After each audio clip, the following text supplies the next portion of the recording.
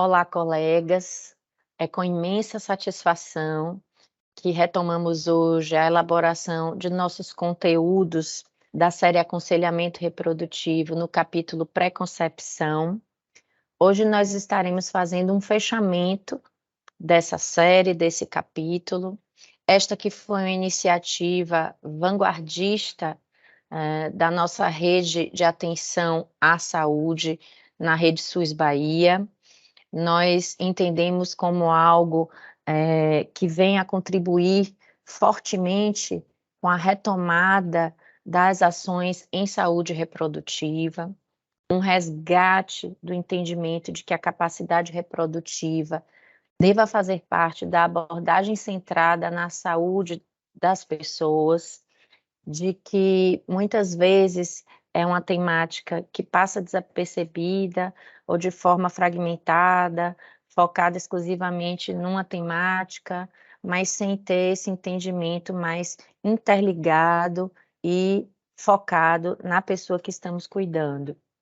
Devo salientar que nesta parceria que a Universidade Federal da Bahia, juntamente com a nossa CESAB, fizeram na elaboração destes conteúdos, nós passamos a um passo dianteiro neste tipo de ação. Inclusive FEBRASGO, a Federação Brasileira de Ginecologia e Obstetrícia, abraçou esta temática. Este ano, através da sua Comissão Nacional de Especialidades, lançará um documento voltado ao aconselhamento reprodutivo e sempre no entendimento de que um processo cada vez mais preventivo, de identificação precoce, possa permitir uma redução de intervenções tardias ou oportunizando os melhores momentos de tratamento, intervenção, mas principalmente uma porta de acesso ao conhecimento, ao esclarecimento das pessoas.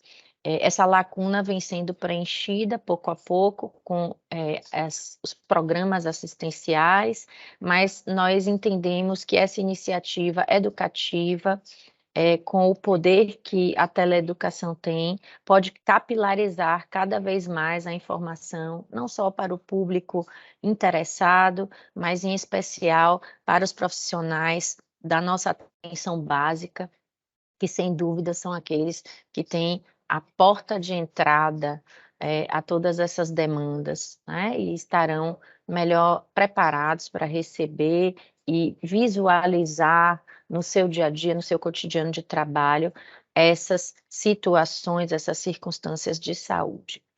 Eu queria agradecer aqui, nesse momento de início da nossa última web palestra desta série, o conteúdo partilhado pelas colegas aqui da Unidade de Atenção à Saúde da Mulher do nosso Hospital Universitário, professor Edgar Santos, a professora Renata Brito, a professora Itana Passos, professora Simone Pereira e a nossa residente do programa de endoscopia ginecológica, Anita Martins, que contribuíram com documentos e referências bibliográficas bastante atualizadas nessa temática, e fazer aqui a minha menção honrosa pela partilha de imagens e pela capacidade formativa, e não só formativa, mas assistencial qualificada de Simone Machado e Rosa Brim, que ilustram muitos desses slides com seu trabalho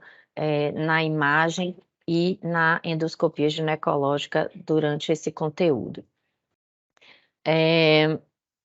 Eu vou iniciar, pessoal, trazendo para vocês a perspectiva de que as patologias uterinas, nós conversávamos no conteúdo anterior, que nós intitulamos Patologia Uterina 1, nós trouxemos exclusivamente os miomas uterinos, os leiomiomas uterinos. Isso pela sua frequência, pela sua importância no cotidiano, mas eu não poderia deixar de trazer neste segundo e último conteúdo sobre as patologias uterinas menos frequentes, mas não menos importantes, como aquelas congênitas e adquiridas, até porque muitas dessas patologias adquiridas advêm de processos iatrogênicos da nossa assistência. Então, convém salientarmos e nos atentarmos para que possamos, de alguma forma, ter as melhores condutas para evitá-las ou reduzir danos relacionados à matriz, ao próprio útero.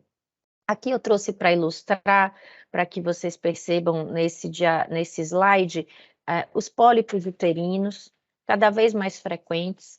Nós temos as pacientes, ao longo da sua vida reprodutiva, no menacme, que não conseguem reproduzir, muitas delas com anovulação crônica, com síndrome de ovário policístico, apresentando uma maior chance de desenvolverem os pólipos uterinos.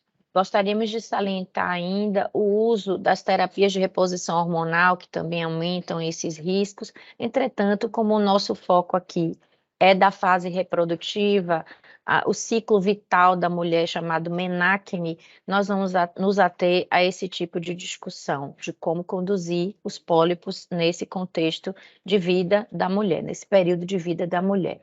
E aqui, para ilustrar também, as patologias congênitas, as chamadas malformações millerianas, que não raro se apresentam desde o momento da adolescência, com falhas ou intercorrências relacionadas aos ciclos menstruais, porém, em alguns casos, nós percebemos um diagnóstico muito tardio, a identificação muito tardia dessas malformações, através de complicações como hematocolpos e dor pélvica crônica, ou até mesmo pela maior acessibilidade dos exames de imagem em exames de ultrassonografia rotineiras, que acabam identificando alterações na conformação uterina. Mas eu gostaria de iniciar pelas patologias uterinas que eu comentei com vocês, que estão associadas à nossa abordagem clínica ou às nossas condutas, que são feitas muitas vezes para auxiliar o atendimento de circunstâncias patológicas, mas que acabam trazendo consequências danosas. Uma delas, por exemplo, é a estenose cervical, uma complicação que não é comum, mas que pode acontecer após a realização de cirurgias do colo uterino ou curetagens, nas abordagens, por exemplo, das lesões HPV dependentes ou pré-neoplásicas, com os chamados LIPs, que são as cirurgias através do uso da corrente elétrica que promovem a retirada de lesões. Outro grupo que eu gostaria de trazer para vocês hoje aqui são as istimoceles, pouco conhecidas, pouco comentadas, mas cada vez mais associadas a dificuldades para engravidar. As istimoceles nada mais são do que cicatrizes anormais que surgem na cavidade uterina após cesarianas. Eu vou pormenorizar adiante para vocês. E as sinéquias uterinas, que são cicatrizes geradas no interior da cavidade uterina após curetagens. Pode ser apenas uma curetagem, pode ser uma curetagem bem sucedida, realizada com critério, com cuidado, com zelo pelo médico, mas a paciente pode ter um dano na basal do endométrio ou complicações como infecções agregadas que promovam ou propiciem o surgimento das sinéquias uterinas, a presença de restos intracavitários após abortamentos espontâneos que não foram acompanhados, não foram seguidos com a ultrassonografia para avaliar se houve realmente a expulsão completa dos resíduos. Então, tudo isso pode promover o surgimento de sinéquias uterinas. Então, vou trazer para vocês esses aspectos, né, e dizer também que nas intervenções, mesmo aquelas bem indicadas, como as retiradas dos pólipos, dos miomas, dos septos, nós podemos ter também o desenvolvimento dessas cicatrizes anormais, chamadas sinéquias uterinas. Então, ao promover um tratamento, nós precisamos também atentar para as possibilidades desse tipo de intercorrência pós-tratamento. Então, aqui, saindo um pouco daquela investigação básica, quando vamos explorar as condições reprodutivas, onde a gente avalia na mulher, por exemplo, as dosagens hormonais, no homem o espermograma, na mulher as condições tubárias, nós entendemos que nesse momento, quando lançamos mão de exames de imagem como a esterossalpingografia, a esteroscopia, ou até mesmo a ressonância magnética, entre outros, nós conseguimos ir além, enxergar além essa condição uterina. Aqui lembrando os exames básicos para homens e para mulheres que desejam engravidar ou investir na condição reprodutiva, só para não deixar de ilustrar nesse nosso último conteúdo. Colo uterino, pessoal, é a porta de entrada. Imaginem vocês que na viagem que o espermatozoide faz, no momento em que ocorre a ejaculação, num ato sexual rotineiro, sem barreiras, sem uso de métodos contraceptivos, num casal que tenta regularmente, 2 a 3 vezes por semana, que a sua sexualidade está em dia, o espermatozoide precisa romper algumas barreiras. Muitos se perdem nessa trajetória, nesse caminho. E a porta de entrada é o colo uterino. Então, as condições relacionadas ao muco, as condições relacionadas à permeabilidade desse canal vão representar barreiras ou facilitadores para o acesso do espermatozoide à cavidade uterina e, por consequência, ao espaço tubário para que ocorra a fertilização espontânea. Portanto, vejam, essas imagens que eu trouxe para vocês, extraídas do manual do trato genital inferior e colposcopia da nossa Febrasgo, ilustram imagens onde os colegas poderiam desconfiar de patologias, de condições como cervicites, processos inflamatórios, etc. E naquele momento, ele também pode, às vezes, numa simples avaliação especular, entender se aquele orifício interno e aquele orifício externo, perdão, se encontra fechado, estenosado, sem a abertura e a conformação adequadas, que seriam arredondado ou em fenda, com passagem livre. Então, as estenoses, as ausências de colo, que são as parte das malformações, ou talvez o seu alargamento nas insuficiências cervicais, eventualmente procedimentos cirúrgicos, ou até mesmo lesões neoplásicas poderiam estar ali configurando uma obstrução. Então, exames simples, como o próprio exame físico, que é feito na atenção básica quando passamos o espéculo para fazer uma simples coleta de citologia da prevenção ginecológica de câncer cervical, já nos permite ter uma noção, uma visualização direta, macroscópica, daquele colo uterino e já pensar em algumas possibilidades.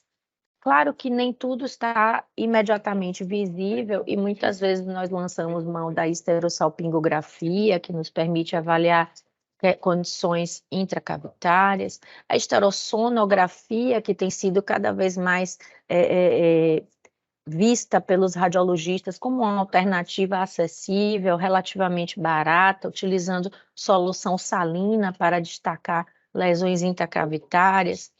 As esteroscopias, cada vez mais acessíveis em nosso meio pelo SUS, nós temos as obras sociais Irmã Dulce, que tem um programa de treinamento com acesso pelo SUS, o nosso hospital universitário, o nosso SICAM, apesar de ser um recorte específico para as questões de rastreio neoplásico.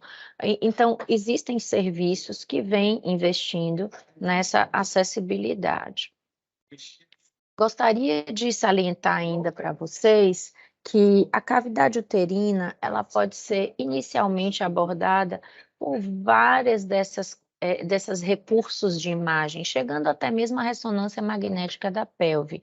Mas, muito comumente, nós conseguimos resolver de forma bastante esclarecedora a retirada de dúvidas sobre a cavidade uterina com o uso da própria ultrassonografia transvaginal, agregada com recursos outros, como o uso da solução salina comentada, o uso do Doppler, como um recurso também esclarecedor da parte da vascularização.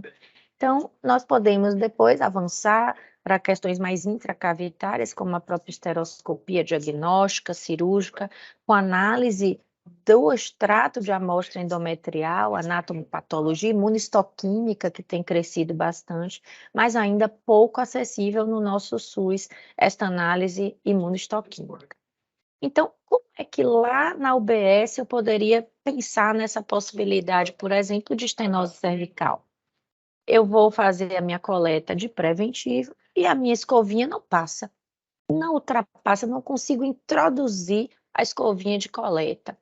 Então, quando nós usamos esse simples recurso, nós já estamos, por exemplo, investigando um dos fatores uterinos cervicais, que é a estenose, que pode ser total ou parcial. Em serviços especializados, nós temos outras condições, como, por exemplo, transferências embrionárias difíceis nos ciclos de fertilização in vitro, ou aqueles casos que investigamos a permeabilidade com o uso de velas de EGA, para tentar uma dilatação e não conseguimos ter efetividade, ou até mesmo tentar passar o catéter fininho de inseminação e não conseguir ter êxito. Então, nesses casos, é interessante que se encaminhe para a esteroscopia e, para além da esteroscopia diagnóstica, já pensando numa intervenção corretiva cirúrgica. Então, amigos, quando nós pensamos nessa questão da estenose cervical, nós podemos conversar com a paciente. A senhora já fez alguma cauterização ou alguma cirurgia no colo uterino? Já fez alguma queimagem, que é como muitas vezes elas citam, né, no histórico delas? Então, registrar esse tipo de informação ajuda muito na construção do racional. Passo agora para vocês a questão do pólipo endoscervical, que também pode ser visualizado. Às vezes nós passamos o espéculo, paciente assintomática, vamos fazer uma coleta para citologia, e está lá aquela lesãozinha de característica esponjosa, num aspecto de estrutura polipóide, se exteriorizando, às vezes sangrante, e muitas vezes esse pólipo endoscervical está lá e a mulher nem sabe, nem imagina.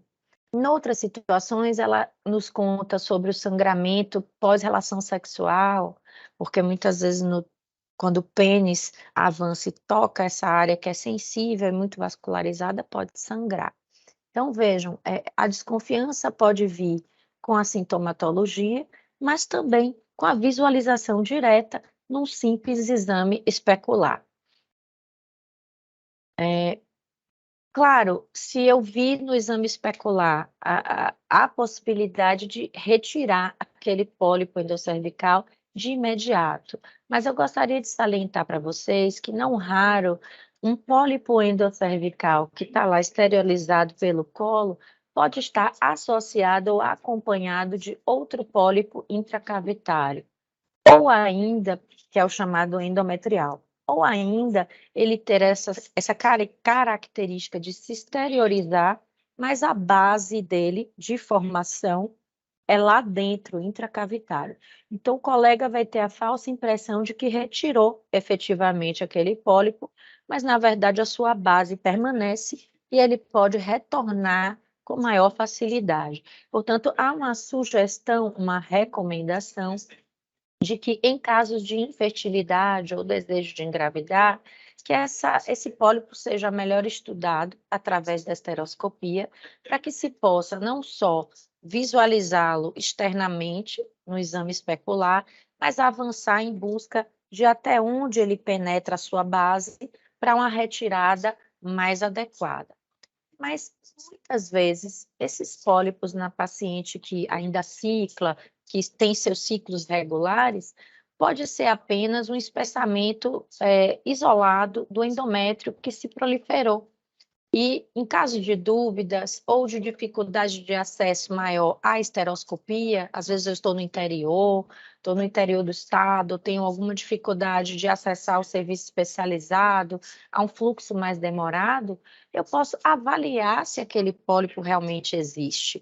Pólipos pequenos, por exemplo, conferem uma maior segurança, porque tem uma menor taxa de malignidade envolvida, porque muitas vezes podemos eliminá-lo no próprio fluxo menstrual, ou até lançar mão da chamada curetagem química, simulando um ciclo menstrual e vendo se o corpo elimina aquele conteúdo.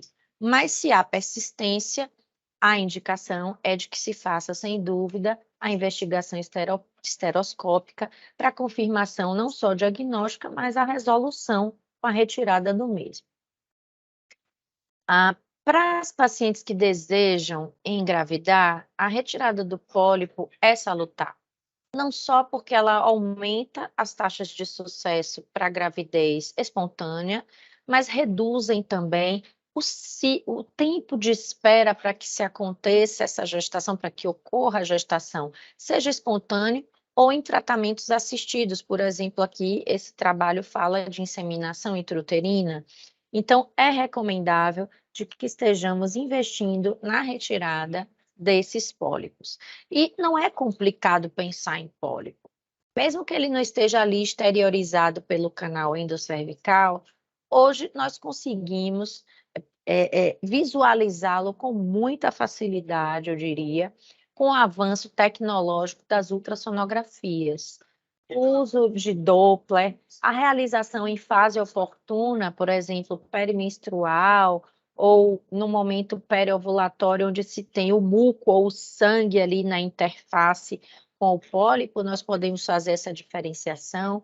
Muitos colegas gostam de fazer o exame nessa época, ou seriar ao longo daquele ciclo, para ver se a lesão ainda permanece, ou se seria um coágulo confundido ali, um coágulo do fluxo menstrual. Mas, se há presença de fluxo no Doppler, manutenção da imagem nesse seriamento ou no uso da interface líquida, sem dúvida estaríamos aí diante de uma suspeita forte de pólipo uterino endometrial. Esta é uma imagem que nós trouxemos da retirada esteroscópica, a visão que se tem na esteroscopia, mas às vezes nos deparamos com outra imagem. Pensamos em pólipo, a cavidade no ultrassom é irregular, e quando adentramos, não era um pólipo, era uma sinéquia, era uma cicatriz. Então, como interpretar bem essa questão?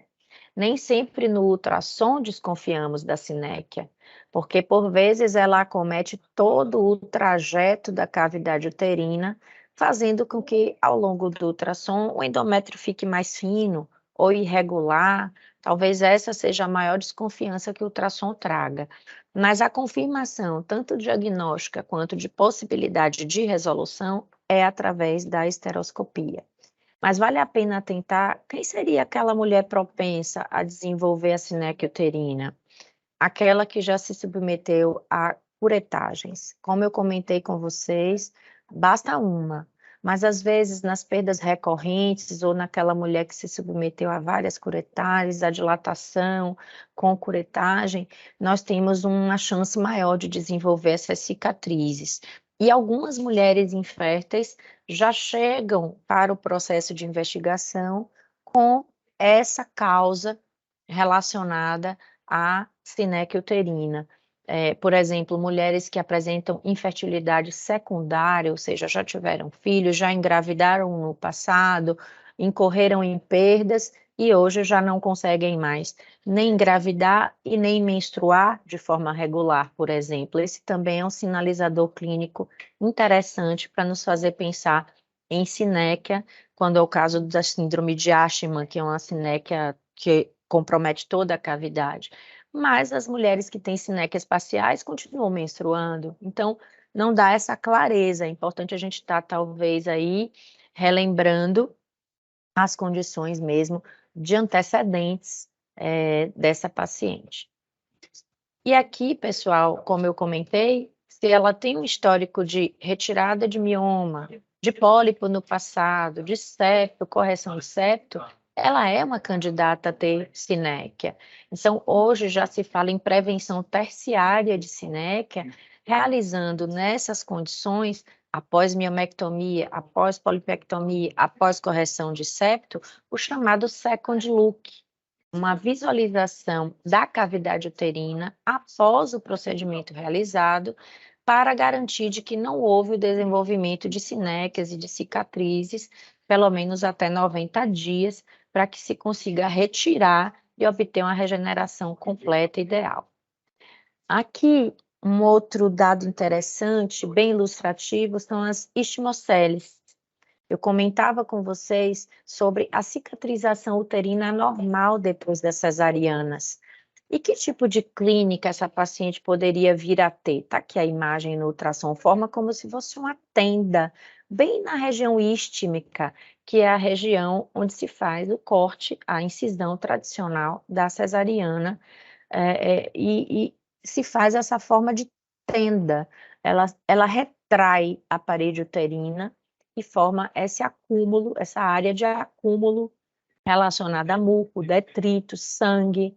A mulher pode ter aí uma chance maior de ter, por exemplo, sangramentos genitais intermitentes, dificuldades para implantação embrionária, algumas mulheres inférteis apresentam estimocele, dificulta inclusive resultados positivos em tratamentos assistidos e pode virar um possível foco de endometrite, aquela mulher que está sempre apresentando um endométrio não propício para a gravidez. Então, é interessante direcionar essas pacientes para a correção. Ela é feita através da esteroscopia, a depender da dimensão de parede residual que nós tenhamos, ou quando há um resíduo muito fino na parede, com risco de perfuração, é feito de forma conjunta com a laparoscopia. Então, é um planejamento cirúrgico delicado, são cirurgias mais raras, mas são possíveis de serem feitas. Muito comum o desenvolvimento da estimocele, pessoal, em cesarianas realizadas fora do trabalho de parto, em cesarianas que foram indicadas de forma eletiva, sem um motivo forte para a realização da cesariana. Isso porque, nesse contexto, o segmento não está preparado, não está afinado pelo trabalho de parto. A natureza faz um processo adaptativo da cavidade uterina para a ocorrência do parto. E quando isso não é possível, por uma intercorrência da mãe ou do bebê que nos leve a uma interrupção não planejada, por exemplo, emergencial, você pode ter aí um segmento muito grosso, muito espesso, não preparado para a incisão do parto, mesmo cirúrgico na cesariana, e nós temos uma chance maior de cicatrizações anômalas, gerando a estimocele. Então, do ponto de vista preventivo, seria investirmos num bom preparo para o parto normal, indicarmos cesarianas de forma selecionada, adequada, consciente, explicando às nossas pacientes vantagens e desvantagens, ou até mesmo, nos casos eletivos, nos permitir ao menos o trabalho de parto oportuno para fazer uma cesariana oportuna, evitando não só a prematuridade tão temida, né, das indicações agendadas fora de tempo adequado, mas também intercorrências cicatriciais como a estimocele. Então, é uma repaginação desse processo assistencial tão importante. Recomendaria, inclusive, a leitura para todos do manual relacionado a melhores condutas que o Ministério teve para a indicação de cesariana. Mas, em algumas situações, não foram condições iatrogênicas ou adquiridas que levaram ao defeito uterino. Algumas mulheres nascem com condições anômalas na conformidade do seu útero. E aqui eu gostaria de ressaltar o trabalho primoroso que nós temos no Hospital das Clínicas, que é de referência local e nacional, com a professora Renata Brito e Tana Passos, na assistência a mulheres que têm malformações millerianas. Esses defeitos podem surgir, estão aqui ilustrados nessa classificação da Sociedade Europeia, e assim, o que nós temos são defeitos relacionados à canalização, à fusão, que podem interferir no surgimento de septações, duplicações, bloqueios que podem ser totais ou parciais ao fluxo menstrual e, logicamente, a ascensão espermática e desenvolvimento da própria gravidez. Essas situações podem ser segmentares ou atingir o útero como um todo, e o comprometimento pode ser funcional total ou parcial. Então, dada essa complexidade, é interessante que esses casos sejam rastreados e encaminhados aos serviços de referência. Até mesmo a classificação dos defeitos millerianos hoje sofre repaginações ou revisões para que tenhamos um melhor entendimento, uma maior padronização dessas classificações. A mais atual, a que está sendo utilizada nos serviços de referência, é a da Sociedade Americana de Reprodução. Então, é interessante que referenciemos, porque está claro que o processo multidisciplinar que exige esse tipo de abordagem, muitas vezes não conseguimos contemplar nas unidades básicas ou nas unidades de médio porte. Os hospitais universitários já têm um trabalho bastante consubstanciado, experimentado, intercambiado com outras áreas clínicas, como a genética, a urologia e outros colegas, a cirurgia plástica, que podem contribuir muitas vezes para as correções plenas e mais efetivas, quando cabíveis, para esses casos. Nas questões reprodutivas, tentando simplificar um pouquinho esse entendimento das malformações uterinas aplicadas à cavidade, ao fator uterino, eu gostaria de comentar com vocês algo bem simples que às vezes passa desapercebido nos ultrassons, pode ser melhor elucidado pela ressonância magnética da pelve, mas um bom ultrassonografista, às vezes lançando mão até mesmo de recursos como ultrassonografia 3D e outros mais sofisticados, como até mesmo 4D, nós conseguimos ilustrar claramente o desenho da conformação uterina e estabelecer se trata, por exemplo, de um útero septado, ou meramente um útero arqueado, ou até mesmo um útero bicorno. E essas circunstâncias são muito importantes de serem definidas, porque vão definir, por exemplo, e determinar se há necessidade de uma abordagem cirúrgica ou não, se é cabível uma correção cirúrgica ou não, e os riscos associados à capacidade de engravidar, manter a gravidez e ter um parto prematuro ou a termo. Então, essas diferenças são muito interessantes aqui no planejamento reprodutivo, no aconselhamento reprodutivo. Aqui trazendo para vocês a imagem maravilhosa das ultrassonografias especializadas, hoje usando colorações em sépia, recortes em 3D, que praticamente conseguem replicar essa conformação uterina de uma forma muito precisa. E a clássica ressonância magnética da pelve, tão elucidativa. Meus amigos, eu trouxe este pupurri ilustrativo para vocês hoje sobre os fatores uterinos, na intenção de que vocês possam, na base, na ponta, reconhecer esses sintomas associados, essas possibilidades de exame físico que possam suscitar em vocês perspectivas em relação a esse diagnóstico, a identificação dessas condições patológicas, mas na ideia de que trabalhemos e continuemos trabalhando em rede. Muitas dessas situações não são passíveis de resolução em ambiente básico, mas a identificação, sim, faz parte da nossa formação, faz parte do nosso exercício profissional. Uma vez identificada e bem referenciada, essa paciente pode estar tendo acesso a uma série de recursos para a correção desses problemas, para sua boa abordagem.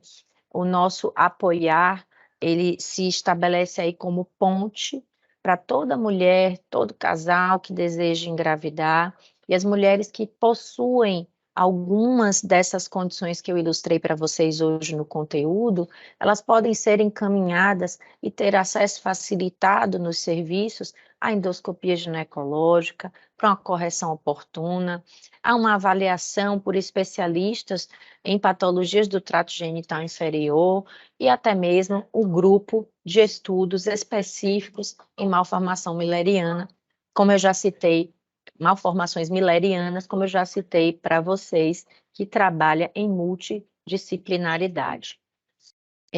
O conteúdo que se propôs, que nós nos propusemos a trazer para vocês em Fatores Uterinos 2, foi até aqui. No finalzinho dessa apresentação, eu trago as referências bibliográficas utilizadas, mas eu não poderia deixar de dar um fechamento à nossa série, ao nosso capítulo.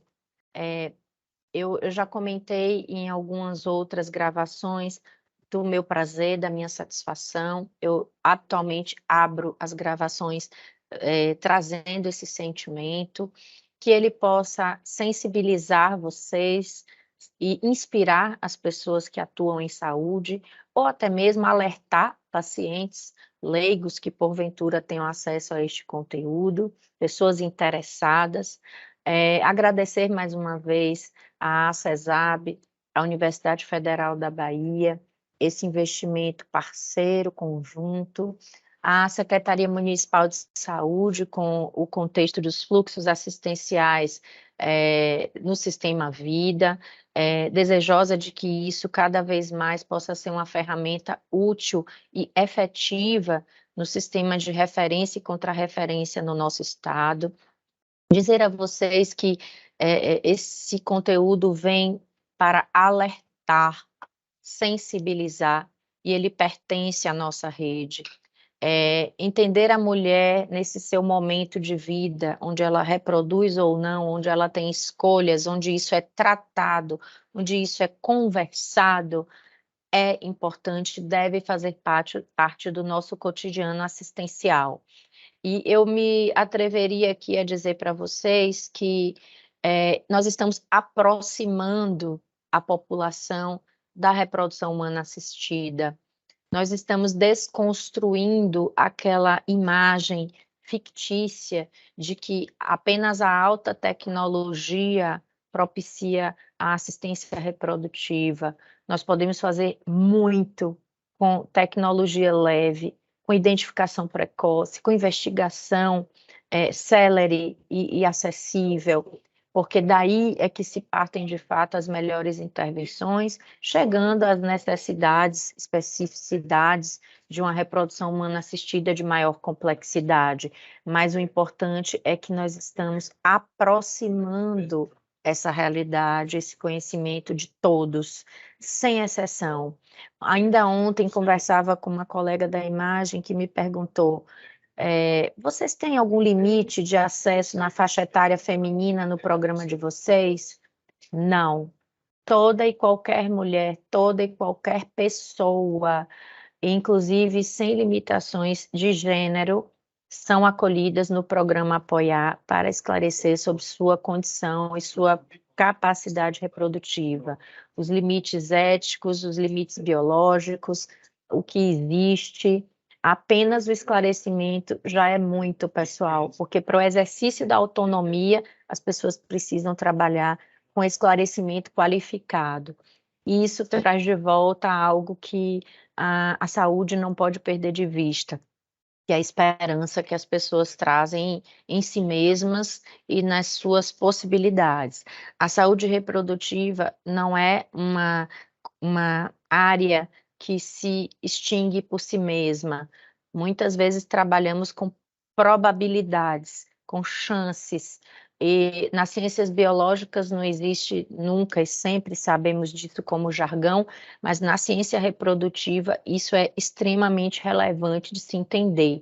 Então, não devemos jamais limitar a esperança das pessoas e entender que essa despatologização, vamos chamar assim, descaracterizar essa questão da culpabilidade, é do homem, é da mulher, isso não existe mais na saúde reprodutiva, não deve ser estimulado, e sim uma abordagem conjunta, onde ambos sejam estudados, onde o casal seja acolhido e ouvido e esclarecido de suas chances, de suas possibilidades, seja ele em que configuração for, inclusive na homoafetividade, isso é bastante cabível. E nós no Apoiar temos feito isso, porque o objetivo final, de fato, é tentar visualizar dentro do contexto daquela família as condições necessárias ou viáveis para que se obtenha a gestação, uma gestação saudável, mas também um bebê em casa, que é o objetivo final de toda assistência reprodutiva, com saúde e plenitude para a mãe, para filho, para a família, e, portanto, o deslocamento para esse olhar da pré-concepção se fez muito necessário, e este conteúdo que nós partilhamos hoje, que vocês têm aqui acesso à bibliografia, ele pode ser visualizado na palma da sua mão. Você pode utilizar o seu celular, você pode utilizar os seus recursos e gadgets para acessar essa série que está disponível, aberta a todos, através do nosso Telesaúde Bahia, a quem nós agradecemos enormemente a confiança para a elaboração de todo esse conteúdo e a oportunidade de tocar esse projeto parceiro tão importante para toda a saúde reprodutiva, local, nacional e para toda a comunidade. Um abraço muito grande para os colegas da atenção básica e todos os profissionais que se dedicam à saúde reprodutiva e aos direitos reprodutivos. Esperamos ter contribuído com todos vocês, mas especialmente com a população. Abraços, colegas. Bom proveito.